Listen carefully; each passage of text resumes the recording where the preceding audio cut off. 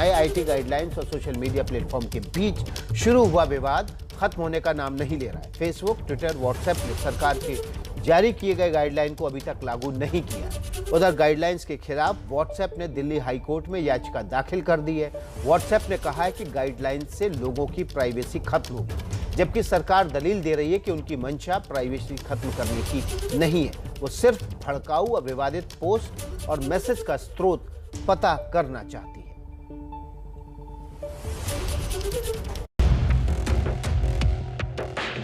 भारत सरकार ने 3 महीने पहले जो गाइडलाइन जारी की थी वो उपभोक्ताओं की निजता का सीधे तौर पर हनन है।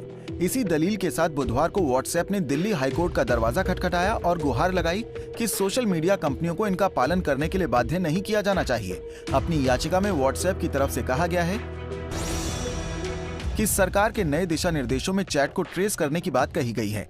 ये ऐसे है जैसे हमसे उपभोक्ताओं के फिंगरप्रिंट की जानकारी मांगी जा रही हो। ये एंड टू एंड एन्क्रिप्शन को तोड़ देगा और लोगों के निजता के अधिकार को मौलिक रूप से कमजोर कर देगा। सरकार ने अपने आदेश में कहा है कि व्हाट्सएप को दो लोगों के बीच हो रही बातचीत का ब्यौरा अपने पास रखना होगा और जब कभी सरकार उसकी मांग करेगी तो वो सरकार के सामने पेश करना होगा। व्हाट्सएप का कहना है कि दुनिया भर में लोग इसकी खिलाफत करते रहे हैं क्योंकि एक तरीके से भारत सरकार का यह आदेश व्हाट्सएप की एंड टू एंड एन्क्रिप्शन नीति के भी खिलाफ है।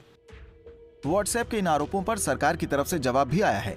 इलेक्ट्रॉनिक्स और आईटी मंत्रालय ने एक प्रेस रिलीज जारी करके कहा है कि सरकार निजता के अधिकार का सम्मान करती है और उसे भंग करने की कोई मंशा भी नहीं है। व्हाट्सएप को किसी खास संदेश के स्रोत तभी बताने की जरूरत होगी जब उस संदेश से भारत की संप्रभुता और अखंडता का या विदेशों से मैत्रीपूर्ण संबंधों का या कानून व्यवस्था का खतरा हो या फिर उस संदेश से रेप या यौनाचार को बढ़ावा मिलता हो। व्हाट्सएप के साथ प्राइवेसी की इस लड़ाई में बहुत बहस हो चुकी है।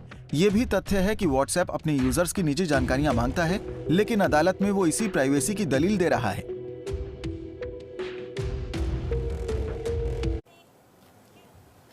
उधर AIMIM अध्यक्ष असदुद्दीन ओवैसी ने भी सोशल मीडिया की नई गाइडलाइंस को लेकर केंद्र सरकार पर निशाना साधा। ओवैसी ने कहा है कि नई गाइडलाइंस लागू करके सरकार लोगों की निजी जिंदगी में ताक झांक करना चाहती है। सोशल मीडिया गाइडलाइंस लागू करके भारत ऐसे देशों की राह पर चलना चाहता है जहां लोकतंत्र नहीं है। ओवैसी ने इस मामले में रूस, चीन और उत्तर कोरिया जैसे देशों की मिसाल दी है। ये मोदी सरकार ये प्राइवेसी के खिलाफ है। ये मोदी सरकार हमारे घर में झांक कर देखना चाह रही है कि हम क्या खा रहे हैं, क्या शादी कर रहे हैं, क्या पहन रहे हैं। ये जो रूल्स बनाए गए हैं ये अनकॉन्स्टिट्यूशनल है, अनडेमोक्रेटिक है और ये भारत को ले जाकर खड़ा कर देगा चाइना के साथ, ये भारत को ले जाकर खड़ा कर देगा रशिया के साथ, ये भारत को ले जाकर खड़ा कर देगा नॉर्थ कोरिया के साथ, जहां पर डेमोक्रेसी नाम की कोई चीज नहीं है। मोदी सरकार कहती है कि रेगुलेशन करना है ना, तो जब ट्विटर ने उनके ही बीजेपी के लोगों के ताल्लुक से कहा कि डिसइंफॉर्मेशन है तो आपने दिल्ली पुलिस को भिजा दिया।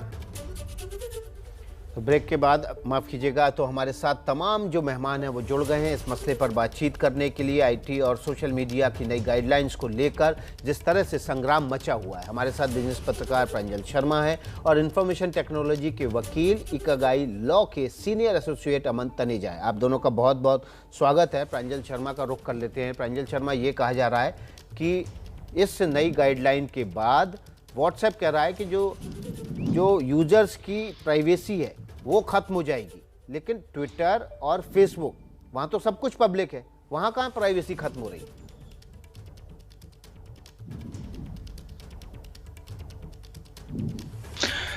देखिए विकास, मुद्दा ये है कि जब फेसबुक और व्हाट्सएप कहते हैं कि अलग अलग सर्विसेज की सारी जानकारी वो इकट्ठा करके कंपनियों को बेचेंगे, तब निजता उनकी कहाँ जाती है?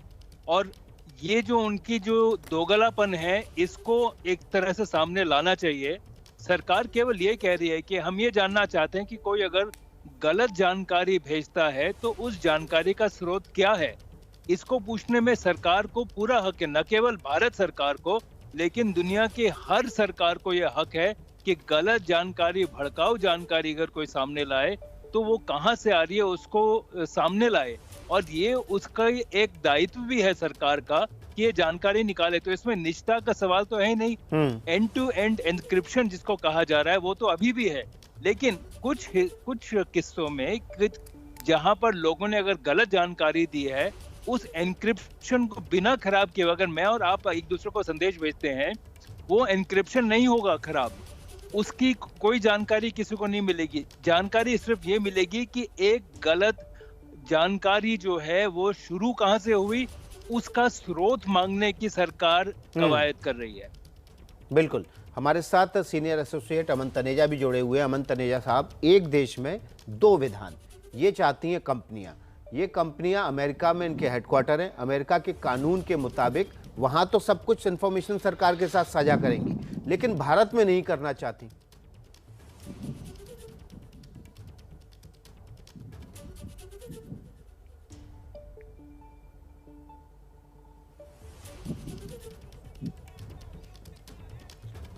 अमन तनेजा जी, आपका ऑडियो आपकी तरफ से म्यूट है। आप जो बातें कह रहे हैं वो हम तक नहीं पहुंच पा रही। एक बार उसको अनम्यूट करें, तब आपकी आवाज़ हमारे तक आ पाएगी।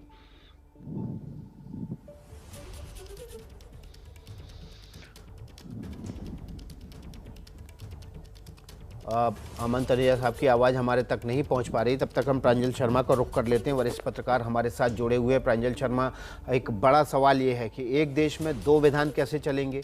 आप भारत में व्यापार करेंगे, भारत में लाभ कमाएंगे और कहेंगे कि साहब हम तो अमेरिकी फर्म हैं, हम कोई भी कानून होगा तो अमेरिका का मानेंगे।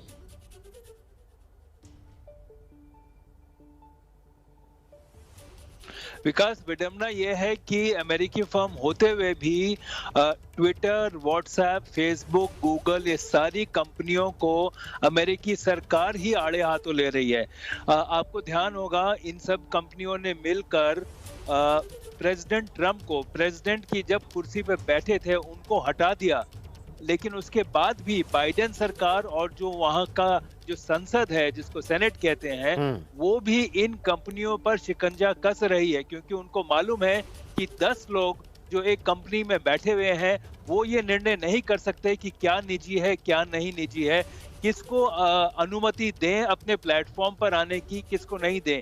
इसके लिए एक बाकायदा प्रक्रिया होनी चाहिए, जिसमें कोर्ट जैसी संस्था होनी चाहिए, जिसमें लोगों को अपनी दलील पेश करने की अनुमति और उनको एक विकल्प होना चाहिए। इसलिए न केवल अमेरिका, आप यूरोप में देखें, जो भी देश है जहां पर डेमोक्रेसी है, प्रजातंत्र है, वहां पर सभी के सभी जो देश और सरकारें हैं, इन पर शिकंजा कस रही हैं और अब ये कंपनियां इधर उधर भाग रही हैं। भारत दुनिया का सबसे बड़ा बाजार बचा है इनके लिए, इसलिए वो यहाँ पर अपना दबदबा बढ़ाने के लिए हर संभव कोशिश कर रहे हैं। जी, लेकिन प्रांजल शर्मा, कोई भी कंपनी उस देश के कानून, लैंड ऑफ द लॉ जिसको कहते हैं, लॉ ऑफ द लैंड जिसको कहते हैं, उसके मुताबिक चलती है। लेकिन 3 महीने से ज़्यादा बीत चुके हैं। सरकार ने नई गाइडलाइंस बना के कहा, आप नोडल ऑफिसर बनाइए, आप एक ग्रीवियंस सिस्टम सेट कीजिए और आप वहाँ पर एक सक्षम अधिकारी की नियुक्ति कीजिए। 3 महीने से ज़्यादा इन कंपनियों को हो चुके हैं, लेकिन अभी भी ये लोग इन नियमों के ऊपर बैठी हुई हैं कि हम बताएंगे आपको, हमें थोड़ा सा और समय चाहिए। ये 3 सिस्टम बनाने में इन कंपनियों को इतना वक्त क्यों लग रहा है?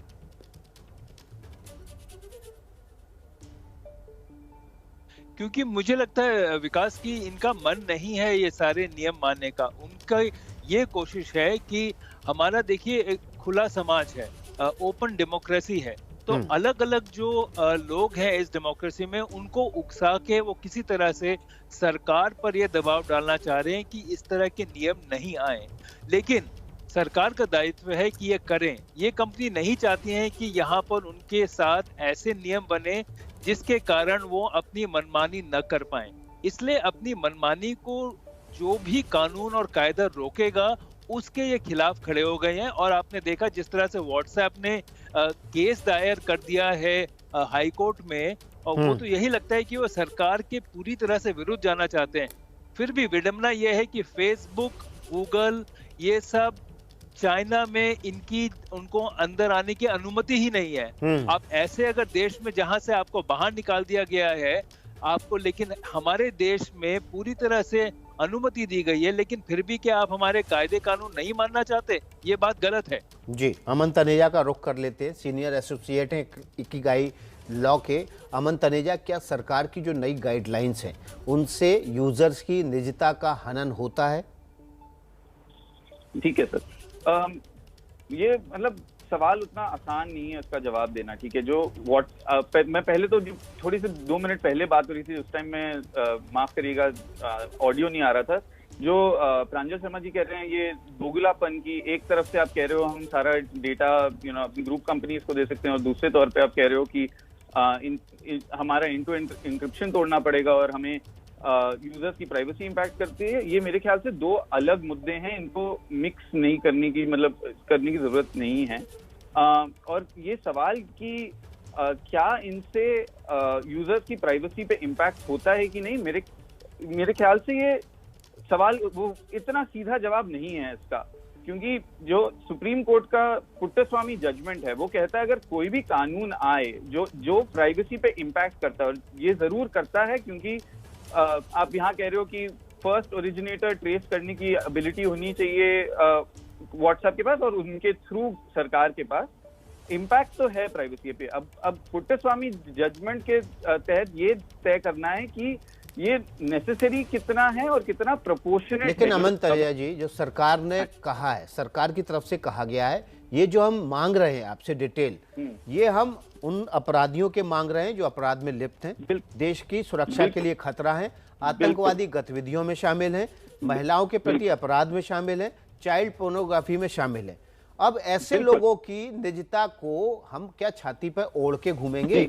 नहीं, आप जो कह रहे हैं बिल्कुल ठीक है, पर जो व्हाट्सएप कह रहा है कि हमें ये सुविधा देने के लिए आपको कि आप ये इस टाइप के अपराधियों की इंफॉर्मेशन निकालने के लिए हमें सबके लिए ये एंड टू एंड इंक्रिप्शन तोड़ना पड़ेगा। ये है मुद्दा असली, कि ये प्रोपोर्शनेट है कि नहीं, कि अगर हमें 10 लोगों को पकड़ना है उसके लिए 1000 लोगों की प्राइवेसी या लाखों लोगों की प्राइवेसी पे कॉम्प्रोमाइज करना पड़ रहा है, ये सवाल है। दूसरा ये है कि सरकार बार बार ये कह रही है कि ये करने के लिए, ये गाइडलाइंस इंप्लीमेंट करने के लिए एंड टू एंड इंक्रिप्शन तोड़ने की जरूरत नहीं है। व्हाट्सएप कह रहा है ये, इसका अभी तक कोई मतलब एक्सपर्ट्स में भी कोई कंक्लूजन नहीं है कि वो अग्री करते हैं कि नहीं। मतलब व्हाट्सएप चाहे बोलेंगे कि नहीं हो सकता एंड टू एंड इंक्रिप्शन तोड़े बिना, पर इस पे कंसेंसस नहीं है दुनिया में कहीं भी कि ये हो भी सकता है कि नहीं बिना एंड टू एंड इंक्रिप्शन वाले जो सिस्टम है उसको तोड़े।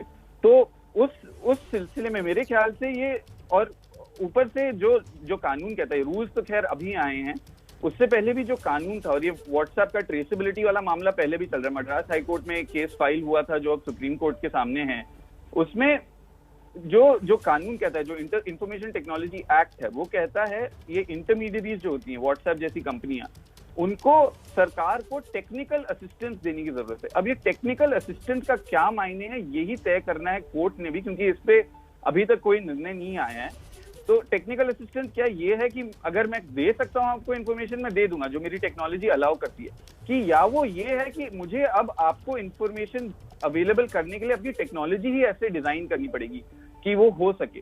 अब ये जो सवाल है, मेरे ख्याल से ये ना सरकार अकेले तय कर सकती है ना ये कंपनियां अकेले। ये लगता ये सही हुआ है कि शायद कोर्ट को ही इस पे निर्णय लेना चाहिए। जी, प्रांजल शर्मा, जो बड़ा सवाल उठाया कि ये दोनों अलग अलग चीजें, निजता का हनन और तमाम जो सोशल साइट्स हैं उनके लिए सक्षम अधिकारियों और सक्षम सेल की नियुक्ति।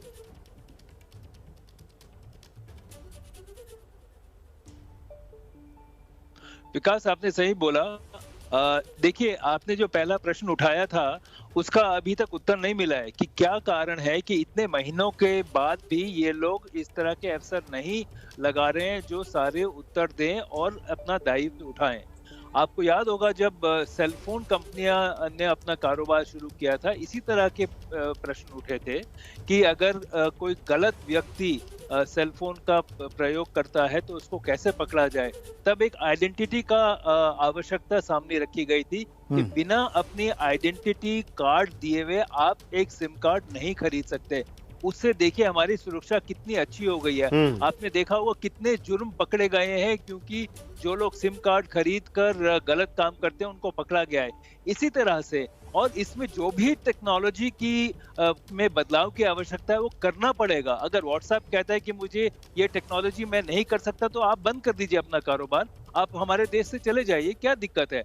आप अगर यहाँ पे काम करेंगे तो आप ऐसी टेक्नोलॉजी लाके काम करें जिससे हमारे कायदे कानून और हमारे सुरक्षा बरकरार रहे। बिल्कुल। तो अमन तनेजा, जो सुरक्षा है वो देश की प्रायोरिटी है, जो अपराध हैं उनके अपराधियों तक पहुंचना बहुत ज़रूरी है, और ऐसे में व्हाट्सएप इनसे इनकार नहीं कर सकता। जी देखिए, ये मैं तो फिर भी यही बोलूंगा कि ये निर्णय ना तो आप या हम ले सकते हैं कि ये प्रोपोर्शनल कितना है। मतलब अंत में ये freedom of speech and expression का मामला हो जाता है कि मेरा हक है कि नहीं कि मैं एक अनोनिमस कम्युनिकेशन भेज पाऊं किसी को, कि हमेशा किसी को जानना होगा कि कम्युनिकेशन कहाँ से आया और कहाँ गया। आप जो कह रहे हैं कि ये सिक्योरिटी के वजह से ऐसा होना चाहिए कि हमेशा पता होना चाहिए कौन कब क्या किससे बोल रहा है, फिर तो राइट टू अनोनिमस कम्युनिकेशन है कि नहीं, ये इस पे भी अब आज तक निर्णय जहां तक मुझे पता है हुआ नहीं है सुप्रीम कोर्ट से। तो फिर वहां से ही आना चाहिए ये डिसीजन भी कि है कि नहीं, क्योंकि देखिए ये एक बैलेंसिंग एक्सरसाइज होता है। आप freedom of speech and expression पे रीजनेबल रिस्ट्रिक्शन डाल सकते हैं for reasons of security of state etcetera. अब ये रीजनेबल है कि नहीं कि मतलब कोई भी आज के बाद अनोनिमसली कम्युनिकेट नहीं कर सकता, तो वो तो फिर ना आप तय कर सकते हो ना हम, वो फिर कोर्ट को, संविधान को सामने रख के यही तय करना होगा। लेकिन अमन तनेजा जी, सरकारें मेरी, आपकी या प्रांजल शर्मा की चैट क्यों मांगेगी? उसको क्या फ़ायदा होने वाला? सरकार उसकी चैट मांगेगी, उससे जुड़े रिलेटेड मामले मांगेगी जो देश के खिलाफ गतिविधि में शामिल हों, जिनकी गतिविधियों से सुरक्षा का खतरा हो, या जो किसी तरह के अपराध में लिप्त हों। आम आदमी को क्यों मांगा जाएगा और कहाँ से उसकी निजता का हनन होगा? ठीक है जनाब, तो आम आदमी कब इम्पोर्टेंट आदमी बन जाए जो कोई सरकार के अगेंस्ट कोई प्रोटेस्ट करना चाहे या सरकार के खिलाफ कोई भी कुछ बोलना चाहे, तो उनके पास वो तो ऑप्शन ही नहीं रहेगा ना। मतलब मैं समझ रहा हूँ आपकी बात की, मतलब आम जनता जो कुछ गलत काम नहीं कर रहे हैं उनको क्या जरूरत, पर सरकार तो आएंगी जाएंगी बदलेंगी, पर और जैसे भी आप मतलब कोई भी सरकार पावर में है, आप अगर उनके खिलाफ बोलना चाहें आप नहीं बोल पाएंगे, क्योंकि उनके पास कंप्लीट इन्फॉर्मेशन है कि कौन उनके खिलाफ बोल रहे हैं। तो आज के बाद ऐसा सिचुएशन आ जाएगा कि कभी कोई सरकार के खिलाफ बोल ही नहीं पाएगा, तो जो सरकार है वही रहेगी। नहीं, बोलना और लिखना तो देखिए लगातार जारी है और कोई किसी को रोक नहीं पाएगा, और अगर रोकने की कोशिश होगी तो भी नहीं रोका जा सकता, क्योंकि जो पब्लिकली बोल रहा है, जो लिख रहा है, उसको कैसे रोका जा सकता है। बहुत बहुत शुक्रिया आपका अमन तनेजा और प्रांजल शर्मा इस बड़ी बहस में जुड़ने के लिए। तो अभी जो सोशल मीडिया पर नए गाइडलाइंस को लेकर संग्राम मचा हुआ है, उस पर लगातार कोर्ट में इस पर बहस चल रही है। व्हाट्सएप हाई कोर्ट का रुख कर चुका है और तमाम सोशल मीडिया साइट्स पर सरकार का दबाव लगातार बना हुआ है। कल शाम को भी सरकार ने इस मामले में तमाम सोशल मीडिया साइट्स से नोटिस भेजकर जवाब मांगा है। सरकार की नई गाइडलाइन पर उठे विवाद के बीच आपको दो एक्सपर्ट का बयान सुनाते हैं। वकील गीता लूथरा ने इसे प्राइवेसी में दखल बताया है, वहीं साइबर एक्सपर्ट अजय दत्ता ने कहा है कि भारत में कारोबार के लिए भारत के नियम मान्य ही होंगे। इससे लोगों की जो राइट है कि वो जो कुछ भी कहें, सरकार की निंदा करें, दो ऑपोजिशन की निंदा करें, किसी व्यक्ति की निंदा करें अपने प्राइवेट डोमेन में, तो उसका कोई कुछ नहीं कहना चाहिए, कोई कुछ नहीं कह सकता। इस पे बहुत बुरा असर पड़ सकता है और यही कारण है कि हमें ये जो दिल्ली हाई कोर्ट की जजमेंट होगी, इसको बहुत शीघ्रता से हमें देखना चाहिए। अगर गवर्नमेंट ने कोई पॉलिसी बनाई है with a due consultation process of the citizens and technologist in the country, the law must prevail. Just like in the global world, अगर आपको चाइना में जाना है तो आपको वहाँ की गाइडलाइंस फॉलो करनी है, आपको अपने फायरवॉल को अंदर आपको एंट्री करानी है, otherwise you can not be serving. America में आपको दुबई में जाना है तो आपकी व्हाट्सएप वॉइस नहीं चलेगी, तो नहीं चलती है। It is very simple thing. पूरे वर्ल्ड में हम जानते हैं कि उस देश का लॉ को फॉलो करना होता है। इंडिया में भी अपना एक सिस्टम है, लॉ है, उसको फॉलो करना है, और उसको हम किसी चीज़ के पीछे हम अपने आप को कवर करके उसको हम डिफेंड नहीं कर सकते हैं। सोशल मीडिया की नई गाइडलाइंस को लेकर लगातार संग्राम मचा हुआ है। इससे जुड़ा जो भी अपडेट होगा सबसे पहले आप एबीपी न्यूज़ पर देखेंगे। मेरे साथ आज इतना ही।